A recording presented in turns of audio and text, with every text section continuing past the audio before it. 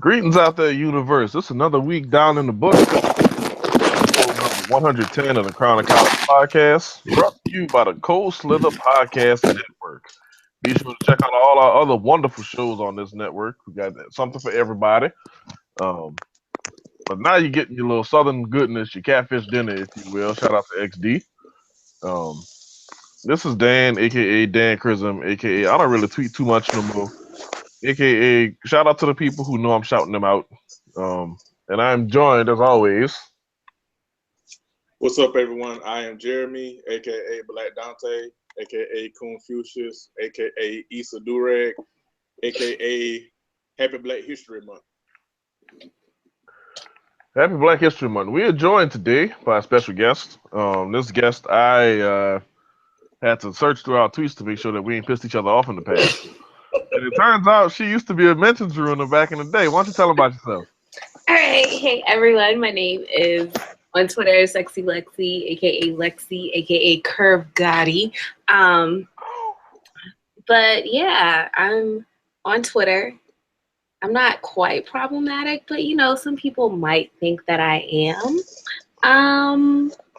But yeah, I'm here, ready to talk some shit. So let's do this. I would just like to say that in the length of time that me and Lexi have been following each other, we have fought at least 62 times.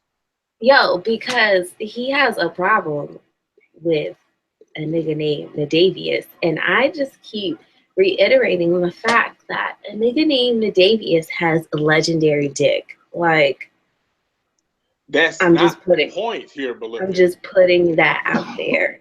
So listen, okay.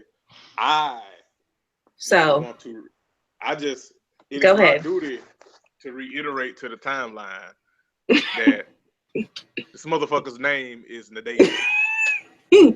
Nadavius Wilburn, okay? This motherfucker's name sounds like some shit that caused the zombie virus in The Walking Dead. I would just like to reiterate, this motherfucker's name sounds like a car part built from scratch in Mobile, Alabama. Motherfucker's name is Nadavius. That's all right. You act like he named himself. Come on now. Right. Like, this motherfucker's name is Nadavius. This motherfucker's name. Let me look that up right quick. What is Future's name? Hold on. This motherfucker, like, if you say Nadavius 3 times fast, someone will borrow your car to go on a air quotes job interview. And what did I retweet and say after you? I don't remember because I have any praise of Future muted and blocked. So I don't understand why you would do such a thing. Why would you block blessings onto your timeline? I'm low-key surprised Jeremy is like super not a Future fan. Like, that's what I'm saying. Like, I even just he alright, but everything he do ain't really my thing. But I like some of his shit. But Jeremy's like, no. Like, no, I like his cool tunes. He's just a horrible human being. We'll talk about other horrible human beings later. No, his cool tunes jam. He's just a horrible human being, and his motherfucking name is Nadavius Demoon Wilburn. This motherfucker's name sounds like an African chant. Nadavius. Okay. This is Black History Month. You ain't put some respect on some Black History. Right. You gotta be like super ethnic during Black History Month. Like, you have to show out. It's only right. I have 3 first names. My fucking name ain't Nadavius. Don't start Marquez, man. Wow. You know what? Wait, Future's like a year older than me? I refuse to believe that. It's because all the lean he drinks, you refuse to believe. Like, all right, so Jeremy, hold on. All right, so Future used to be down with Dungeon Family. You mean you can't rock with Future? This man used to be down with Dungeon Family, bro. Right. Hell and no. Look, the motherfucker makes some coon jams that I can jig to in my car, like on like a fifth of Crown Royal in my do-rag. Rico Wade, Goody Mob, Sleepy Brown, Organized Noise. I don't even have such a problem with Future Ain't none of himself. Even with him, even with Future being a horrible human being, I really don't even have a problem with that per se. It's his fucking stands. That's what that's what annoys me about him. His fucking stands. Like people talk bad about the Beehive, but well, one, the Beehive actually stands for a fucking amazing human being. Two, they ain't as bad as the Future Hive. I don't care what nobody damn say. The Future Hive is like the conglomerate of like misogyny and musty elbows. Like, no, I hate those niggas. Future himself, I mean, he a horrible human being, but I mean, in the words of Chris Rock, if the beat's all right, Jeremy would dance all night. So I mean, it's whatever. But it's his fucking stands that get under my skin more than his fuckboy mannerisms. Actually, it's his fucking stands. I'll be damned. Okay. Okay. You told us. Right. I'm sitting Now, there. I'm stunned now. I don't know what the hell to say. All right. Me too. I'm just like, wow. Whew. Now, with that said, I mean, I love Lexa, but me and her gonna fight at least like because I'm gonna make these jokes about his fucking name. But I mean, it's fine. This is fine. It's fine. Speaking of horrible people, so we retired this nigga. And you couldn't wait to bring this motherfucker back on the show, man. You messaged me with glee in your heart. Listen. I didn't message you with glee in my heart, nigga. I hate this nigga. It's one of those things where I don't want to talk about it, but I feel we need to. Okay. So we retired this nigga. He's been all kinds of shit on this show. He's been our light skinned nigga of note. He's been the recipient of the Tyrese Memorial Nigga What the Fuck Was You Thinking award multiple times. He's a fucking fuckboy all-star. And I thought we was gonna retire this nigga and never talk about him again on the show, but it's some shit that happens. I thought the same damn thing. Unless we not like we have to talk about it. But Chris Brown, not Christopher Brown. Christopher Maurice Brown. It was revealed today with TMZ. TMZ is always the plug. Always. Karrueche Tran has filed a restraining order against Christopher Maurice Brown, and also said that he has threatened to kill her multiple times. It was I missed most of it. I caught like the back end of it, and then one of their former neighbors, I forget the young woman's name. She actually spoke up. Yes. She used to because I saw like hear them. Yeah, I retweeted like her telling the story. Let me see. Right. If I can pull that up. Lexi has the research. She has the receipts. Let's see here. So her name on Twitter, her Twitter handle is K Cola. And she basically was. See, I don't know. It's kind of confusing because I guess she was their neighbor, but she said that she's also known Chris for a really long time since he was a kid. So I don't know if she was a childhood Maybe she was friend. like in his because his it says entourage. that she's a songwriter, producer. So I'm assuming with that she's probably a part of his entourage at some point. But yeah, but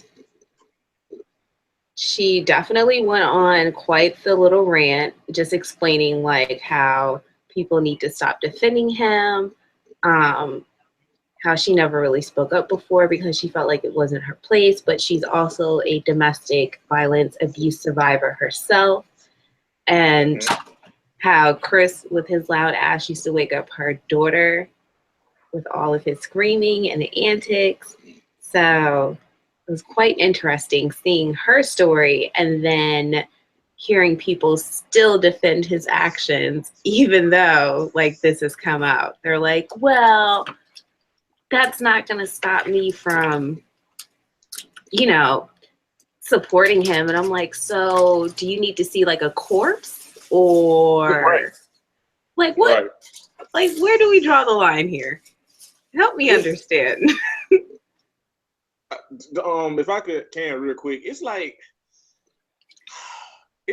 people. Okay, so and I said this before. When I guess on Rashani's show, it's like I'm an adult. Okay, like I know that especially in this country, we live in a world where women really aren't protected at all. And I'm also aware that we live in a world where we reward trash. Like if we really was about this, what this country is quote unquote supposed to be, motherfuckers like R. Kelly would never, would never release another fucking song. If this country was like what it's supposed to be, but like we are not a country of like the fair and just and all this other shit. Like we reward trash. Like we do not, as a collective society, we do not give a shit about men that commit harm to women, to children, and to other men. Like we do not give a fuck, like at all. So being aware of that, it's like you don't have to die on these hills to defend your fave, your problematic fave, or the motherfucker who is a horrible human being but makes you bop because the beats are right. Like you don't have to die on these hills for them. All you have to do is just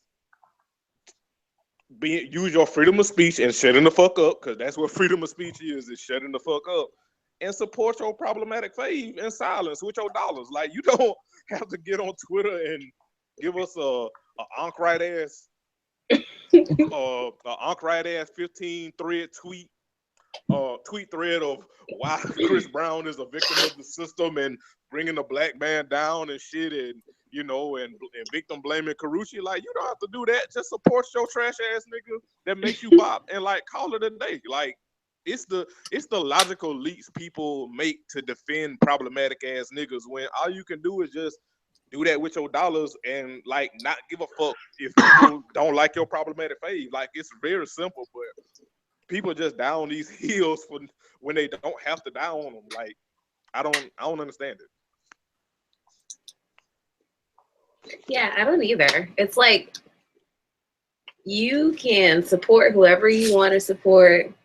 I'm a huge believer in doing whatever you want to do that makes you happy. However, you don't feel like, I feel like you don't need to force your beliefs, your ideas onto people. Like if you think that Chris Brown is the best thing to happen since sliced bread, kudos to you for thinking that. I'm going to assume that you are a crackhead, but I'm not going to, let you know that per se. But in the back of my mind, I'm going to be like, you know what?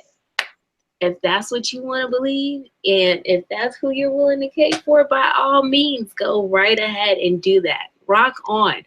However, please be prepared for people to not agree with that, because they have common sense and they're probably not on crack.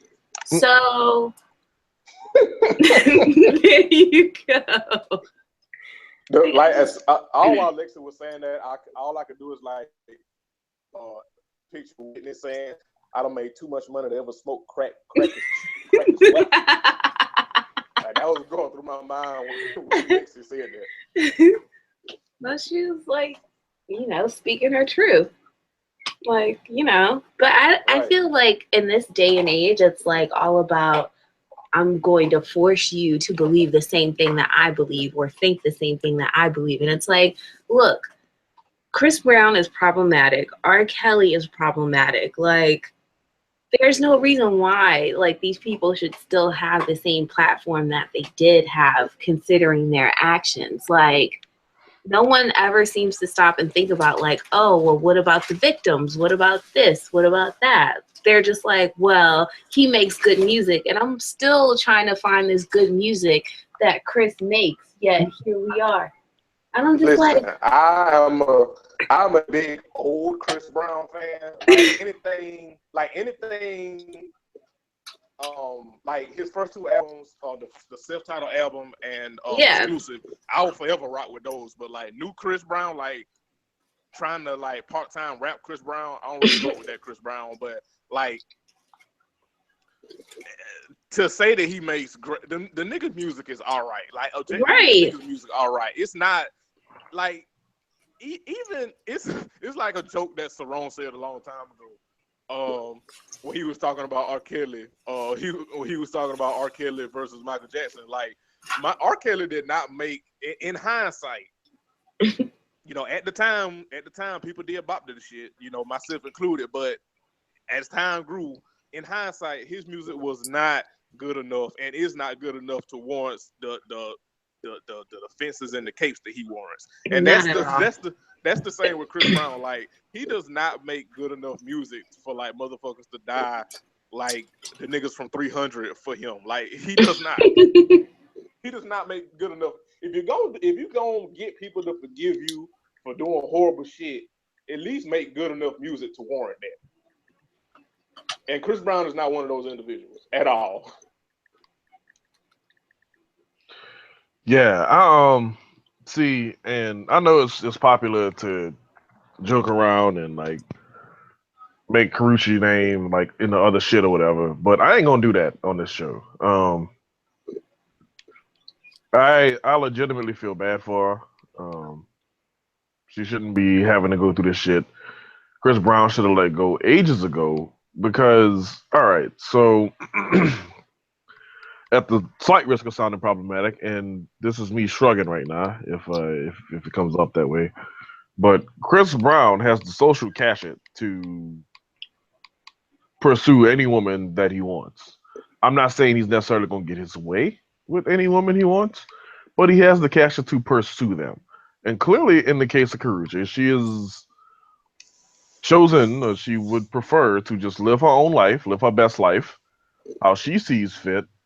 And part of that, how she sees fit, includes him not being around in it. And that's a decision people make all the time. Like, I was gently let down today by somebody who I was interested in. Um, and who knows? By the time y'all hear this, it might happen again. I can't say, but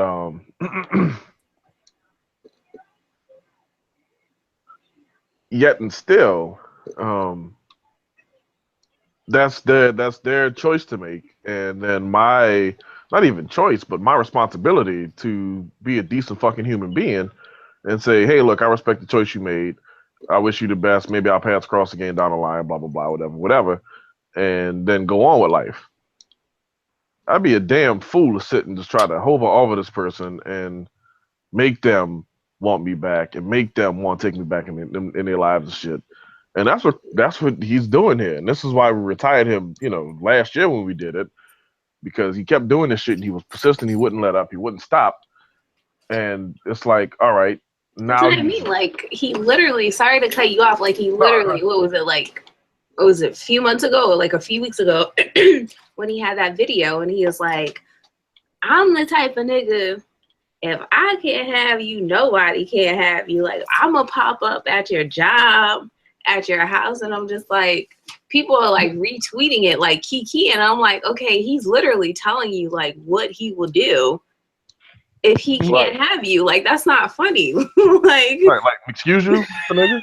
Nigga. like, so you're Right, right. like you're telling me you're going to become a stalker now. Okay, great. So now I know that I definitely need to like avoid you at all costs. Like I'm Right. just like This it's motherfucker, like it's like Lexi said, like the shit is not funny. Like I saw that shit and I didn't like laugh at all. I'm like, in the back of my mind, I'm like, he, like you said, he's telling y'all that one, he batshit crazy, and he legitimately is like a stalker or the stalker type. Like this shit is not funny. This shit is not okay. Like it's all fun and games until he does this shit and somebody gets hurt, or and lo and behold, here we are with Carucci putting a restraining order on him, and unfortunately, and a lot of times, and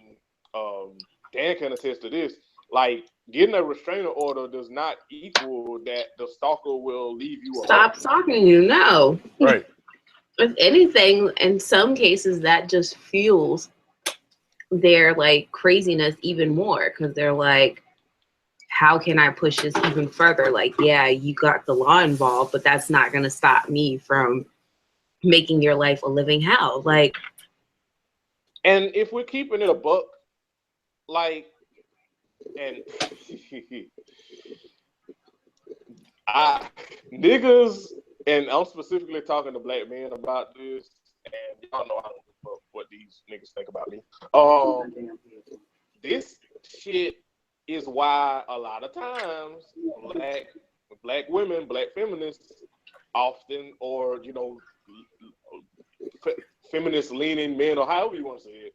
Like this is a lot of times why they say that black men, specifically straight black men, are the white people of black people, because I saw a lot of whenever topics come up like this, whenever topics come up like this, anything involving like domestic abuse or stalking, or like anything that put a woman in danger, where you're like, why don't you go to the cops? Like the police do not give like one single solitary fuck in general about assault or stalking. Like a restraining order is just a piece of paper, because it's like the woman said, she went to the police, if I'm not mistaken, Lexi, and I don't know if you still have it pulled up. The woman said that she went to the police and they didn't do a damn thing, if I'm not mistaken. And that's a lot of times the case in a lot of these things where, yeah, it's easy to tell somebody go to the police. Okay, you go to the police, and then they say, "Oh well." And actually, they can again attest to this because he went through something similar with his situation. Like he, I don't really want to talk about that like on the show, right, but like, right. find me in that right. meeting. That's the easiest way we're gonna go about this. Trying to like force you to talk about it. But yeah, like a lot of times they'll like they are with a lot of shit. They'll like half-ass it, or they'll basically like leave you out to dry when you try multiple times to like be like, hey, I know we got this restraining order, but this motherfucker is still insistent on bothering me, like taking time from my life, taking fear from my life, invading on my personal space and shit. And the police are just like, well, we told them to stop. I mean, what else can we do? And it's like, the reason that people say what they say is because we, especially black men, like we should know that the police really don't give a shit for the most part, and will oftentimes just either half-ass shit but it seems like for some reason when it's something dealing with a woman, we just automatically have this faith in the system and in the police that they'll do their fucking job, and oftentimes they don't. Like the police do not give a fuck, but all of a sudden we think that they all of a sudden give a fuck, or they'll all of a sudden be competent in their fucking job because it's something dealing with a woman, and more often than not, a woman of color. And obviously Karrueche isn't black, but I mean she's of Asian descent. She's a woman of color technically, so but it's just amazing to see the leap that niggas will take, and some pick me patriarchal princesses too. It's the leap that people will go to like defend trash and then victim blame and then believe in the same system that ordinarily we wouldn't. Like the leaps are fucking amazing to watch. For sure. Yeah, and not to put too fine a point on it, but I think that's all we need to say about Chris Brown at this point. The behavior is not cute. Karrueche, if you seeking to separate yourself from this situation, DM me. And yeah, we got to get y'all together. We do, man. I feel like we do. I deserve it. God damn it. How you know she wants you? I don't no, see, look, I didn't say I know she wants me. I just said that we deserve each other. That's two whole different statements. And two whole different things. You gotta see where he going with it, Lex. All right. So why do you two deserve each other? She's a Because very sweet. I She's don't know the backstory, so I need to at, know. at her core, she's a very sweet person. Okay. Again, she kind of she got caught up with this one like epically, tragically bad dude or whatever. Just trash. And again, I can offer her sanctuary and you know kindness and In mouth. mouth, yes, Always mouth. and piggyback rides. What do you need? I mean, that sounds like a pretty good list to me. Then, I mean, I'm just, like if I had the means, I would definitely like toss the alley oop and like hope that Carucci slam it in. Like I love you that much. Like I would do that for you if I could facilitate. Oh, that's cute. Because I feel that you do deserve it. Also, Thank you, I appreciate that. That and also like I know like the house parties will be fucking fire. Right. So yeah, but yeah, and to put a bow on this shit, fuck Chris Brown, fuck Always the and people that forever. are fuck the people. More importantly, fuck the people that are defending this nigga. Like at this point, if you still defending Chris Brown at this point, You're still a crackhead. yeah. Yeah, because I was gonna say something way worse, but now we'll just leave it at that.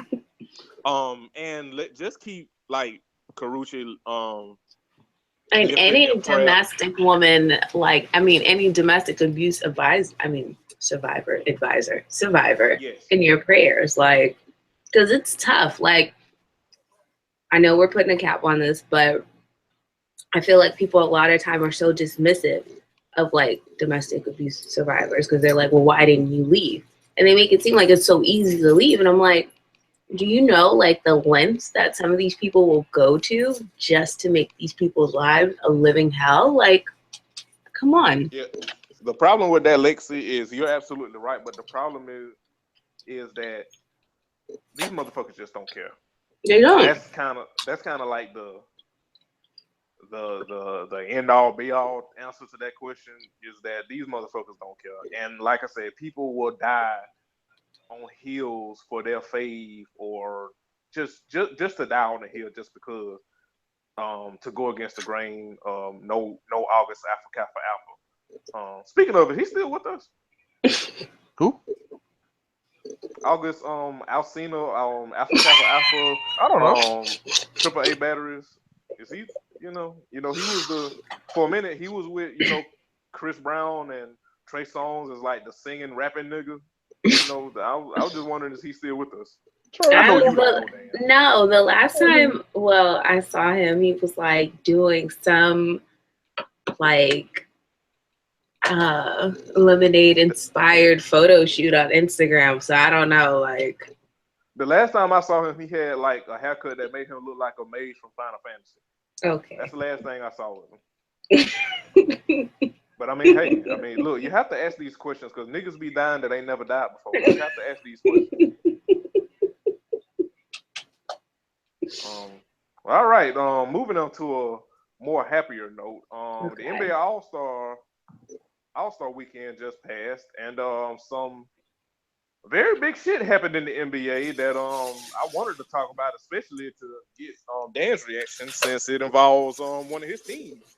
So if you don't know, there is a franchise on the West Coast called the Sacramento Kings. they have been what we would call not a good franchise for a long time. But they had a great player, a once in a generation player, once in a lifetime player, in DeMarcus Boogie Cousins. And for a long time, Boogie has put up pretty much a double-double every fucking year. And they've never made the playoffs while he was there. And there's been a lot of talk about Boogie's temperament, and he's not a good leader, but he's frustrated because they're losing and they're not getting him adequate players and all this, that, and the third. He leads the league, I think, in technical fouls, and has been for a while, if I'm not mistaken. And he's been visibly frustrated, and rightfully so, because the Kings haven't even been the Meg of the NBA. They haven't even been Meg. They've been like, I don't know, fucking. They've been dirtweed. Yeah, pretty much. They've been tumbleweeds. Like they've been. Man can get you through like a day or three. They've been dirtweed. Dirtweed is just annoying. Like you should smell like weed. Your house smell like weed, but you don't feel like you got anything out the damn weed. Right. So this weekend, the Kings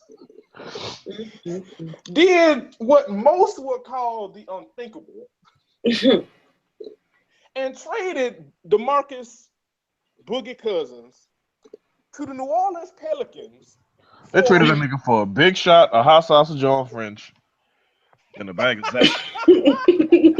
Now, before I make jokes, I want it because obviously I'm here in Atlanta and I don't catch many Pelicans games, and I know that's Dan's team. So before I wanted to make jokes, I wanted to ask Dan, because I don't know anybody on the Pelicans other than Anthony Davis and Nobody Drew knows Holiday. anybody on the Pelicans other than Anthony Davis and Drew Holiday. So with that said, so Dan, you telling me that y'all got a once-in-a-generation big man to go along with another once-in-a-generation big man for a bottle of moonshine and some spare car parts. That's what you're telling me. Yeah, basically. So you mean to tell me that y'all basically got two all-star, two future Hall of Fame big men for a "Make America Great Again" T-shirt and some and some Converse. That's what you're telling me. Pretty much. Damn, here's the thing. So we traded Buddy Hield, who was our first round pick this year, which I don't usually like trading rookies after 50 fucking games. You know, that didn't work out too well for Detroit. I mean, for Boston with Chauncey Billups. But you know, some teams do it sometimes. But I think at the same time, our GM realized he made a mistake and drafted the wrong shooting guard. So he was trying to get rid of him and make the nigga obsolete. Tyreke Evans gotta be the most ununderstandable basketball player in the league right now. Like, that dude is so gifted and yet has no position in today's NBA, and it's fucking weird because that dude could be a 26-6 player for somebody. Like he years. has all the fucking talent in the world. Like he's even put it together. That's the trip part about it. He's a finished product. He's limited from three. He can absolutely attack the rim. He's got a really good mid-range game. Great playmaker. Good playmaker, and yet he has no position in the NBA, and it's the weirdest fucking thing to see. Because I thought his rookie season, like at the end of that joint, I thought he was gonna be like killing it in the league. And then it turns out that Tyreke Evans' idea of playing point guard is pretty much I dribble the ball across midcourt, y'all. Right. And so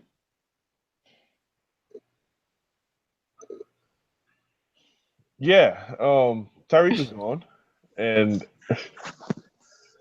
I don't really know how to feel about that because again, I feel like he was a good basketball player. He had some injuries and shit, but you know, it's just on this particular team, the parts just don't fit. Like our second best player does all the same shit he does, but just a little bit better.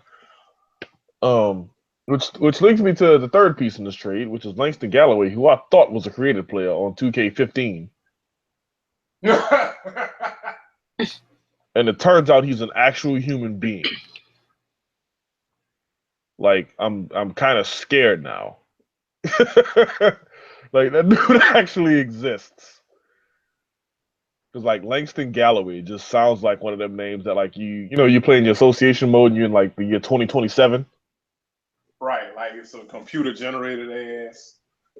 Computer generated ass name. Right, a nigga who's gonna have like light brown hair, but then like dark brown facial hair, Right. and But and August Alsina, basically. a weird fucking jumper setup. I'm on his Instagram right now. It's like he's going through. And some ridiculous stat like a 28 in threes, but then also like a 98 in flashy passes. Like, Right. Like he got like a 47 in like basketball IQ, offensive basketball IQ, but like open 3-pointers, that motherfucker's like 99. right. So the funniest part about it all was after the trade went down, Grant Napier, who is the TV voice of the Sacramento Kings for just about 30 years now, was over the moon excited that DeMarcus Cousins is no longer on the Kings. He was like, the Kings are never going to win with Cousins. Never. This is a no-brainer. I wish him well. I really do, but it was time. So a fan wrote, what are you guys going to talk about on your show now with no boogie drama? And this motherfucker wrote, we're going to talk about the Sacramento Kings, not the Sacramento Cousins. And dog, I lost my head laughing. Dog. That's fucked up. Like, cause like the Kings, not the Sacramento Cousins. The Kings were, not to cut you off, Dan, but like that's so fucked up. But like the Kings, that's why I kind of like wanted to ask you, like, how excited are you as a Pelicans fan that y'all gonna get Boogie? Because that. So I'm getting to that, but this ahead. shit killed me, dog. Like the fact that I laughed so hard should probably lead you to where I'm going with this. But I'm happy as hell because here's the thing, right? The Pelicans have not had like decent shooting guard, small forward play pretty much the entire time they've been the Pelicans, and that's not going to change as a result of this trade. But here's the thing: AD could shoot it from three. Boogie could shoot it from three. True. AD got the mid-range game. Boogie got the mid-range game. True. You got the back to the basket low post game. Boogie got the back to the basket low post game. AD could go up and get the alley oops. Boogie catch it, drop step, dunk it on people. I'm thrilled personally. Like, I think this is going to open up a lot for AD. I think that it's going to allow him a lot of room to kind of roam defensively. Right, because you got Boogie, and like that was a knock on Boogie for a while. It's like he's an offensive, once in a lifetime juggernaut, but he was, people question him defensively. He's improved his defense. Yeah, and I mean, don't get me wrong, they still will. And there will be issues in the first like 10 to 12 games when he's there to sort through and stuff like that. But like I'm excited to see like maybe Anthony Davis average a whole nother block per game as a result of Boogie being told, look, just anchor everything down here. Anthony Davis is roaming, and if a shot goes up in the restricted area, in the paint, or even in the mid-range game, he gonna come out of nowhere and just swat that shit. Because Anthony Davis is like a whole damn near like 7 foot and almost runs like LeBron. Like right. Keyword almost, because LeBron is a cyborg. But that said, Anthony Davis ain't human either, so Right. He is. Whew, okay. But yeah, no, so I'm thrilled. I'm thrilled. I'm excited. I can't wait to see what how this all plays out. Can we also talk about the owner of the Kings? I forget his damn name. He was a former. Yes, I forget his name. But can we talk about the fact that when the trade fucking happened, this motherfucker, why would you tell anybody this, let alone the press? But this motherfucker said we had better offers for Boogie. We had better offers on the table, but we decided to go ahead with it. Why would you tell anybody that? If you could have got more back for Boogie, but elected not to, why the fuck would you tell anybody that? Why? Don't care. Glad we got him. Right. But I'm just saying, like, everybody already saying, like, y'all basically gave Boogie away for, like, some potted meat. why would you tell anybody you had better offers on the table and elected not to do? Why? What the fuck are you doing? Oh shit! But this is gonna be fun. Like I get why you're enthusiastic. Like it's fucking two once in a generation ass big men like on the same fucking team. Like the fuck, like it, in their prime. Like that's just like it ain't even like fucking with Tim Duncan and what's my man David Robinson. David Robinson. Like David Robinson was like on the back end, still elite, but on the back end of his career, Timmy was like relatively young for Timmy. Like it's not like that when you have an older superstar big man that's about to retire and a young and up and coming superstar big man. No, these are two young big superstar all time great big men in their prime. Like the fuck, who can shoot threes? The fuck, it is fucking amazing. Another thing that happened is Kemba Walker won the 3-point shooting contest, if I'm not mistaken. No, I thought. Wait, was it? I know. No, it's Eric Clay Gordon. did. Eric Gordon. Eric Gordon. Yeah, Eric Gordon. His Sorry. old lemon head. Never cared to play New Orleans head ass. Yeah, Eric did not want to play in New Orleans, dog. He hated playing for y'all. That nigga approached playing games for us with all the vit and vigor of a nigga going to his side job. You know what? He won the 3-point contest. The dunk contest, I'm gonna say this. I heard the dunk. I missed all the festivities. I had to catch them like the day after on my stream. So the dunk contest. Look, I'm gonna say this. It was not as good as last year. However, I will agree niggas need to stop doing the same dunks. But however, the fact that Aaron Gordon lost last year, when I don't give a fuck how electric Zach LaVine is, and I like Zach LaVine, but this motherfucker did the same fucking free throw line dunk 3 times in a row in the finals last year and robbed Aaron Gordon of that damn trophy last year. It was. Hold on, not to cut you off, but I'm gonna go a step further. I don't see why two people can't share the damn dunk contest victory. It's an exhibition. Don't nobody care to see. Oh, just one person won. If y'all got through 3 dunks and both the niggas was at 50s, they both at 50s. Fuck, they both win. Yes, that's the way I look at it. Anyway, I mean, feel free to disagree, but like, I'll agree to that. But because I saw people pining for Zach LaVine and saying Zach LaVine, it's his fault because he's hurt. Which, wow, wow. Okay, if that's where you want to go, but all right. People blaming Zach because he's hurt and blaming Aaron because, which obviously his dunks wasn't as good as last year. Although I will say, had he made that damn drone dunk, nigga, bruh. Like, Aaron, what are you doing? What in the actual hell are you doing? But